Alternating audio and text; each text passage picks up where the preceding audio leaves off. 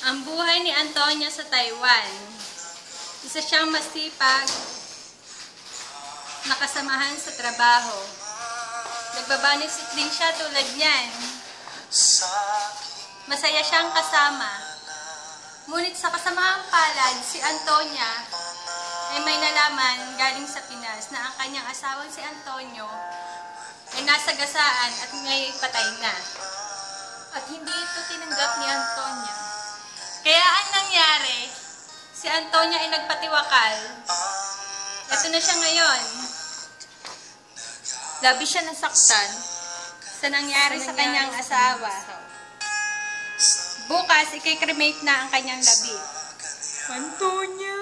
Makikipaglibing kami at ang mga tsekwa. Oh my God! Antonia!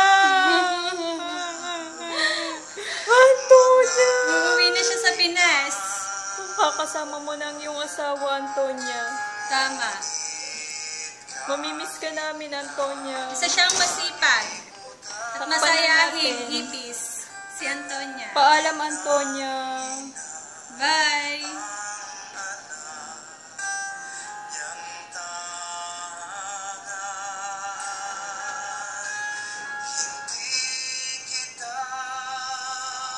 Bye-bye! Bye-bye, Antonia. Namimiss ka namin, Antonia. Bye-bye na!